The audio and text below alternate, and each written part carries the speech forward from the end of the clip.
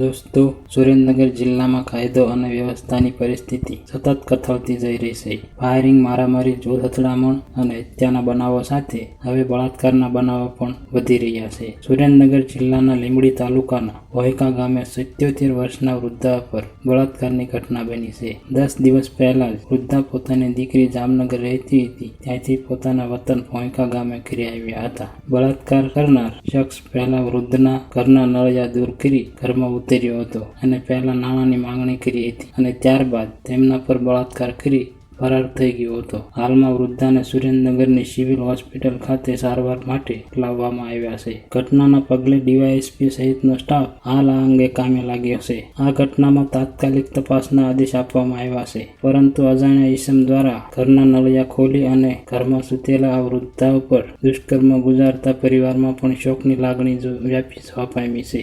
જામનગરથી તેમની દીકરી સહિતનો પરિવાર સુરેન્દ્રનગરની સિવિલ હોસ્પિટલે પહોંચ્યો છે અને ન્યાયની માંગણી કરવામાં આવી છે. વૃદ્ધાની હાલત ગંભીર હોવાનું સામે આવ્યું છે અને તેમના મેડિકલ ટેસ્ટ પણ શરૂ કરવામાં આવ્યા છે. હવે 77 વર્ષના વૃદ્ધા પર પણ જો આ પ્રકારની ઘટનાઓ બની રહી છે ત્યારે સમાજમાં તર્ક વિતર્ક સર્જાયા છે. હાલમાં ચેકઅપ માટે વૃદ્ધાને સિવિલ હોસ્પિટલ ખાતે રાખવામાં આવ્યા છે અને પોલીસ પણ ત્યાં દોડી ગઈ છે અને આ અંગે તપાસ ચાલી રહી છે. જો તમને અમારા વિડીયો પસંદ આવે તો વિડીયોને લાઇક કરીને તમારા મિત્રોને શેર કરવાનું ના ભૂલતા અને નવા વિડીયો જોવા માટે અમારી ચેનલને સબસ્ક્રાઇબ કરી બેલ આઇકન પ્રેસ કરી દેજો, જેથી નવા વિડીયો આપ સુધી સૌ પહેલા પહોંચે.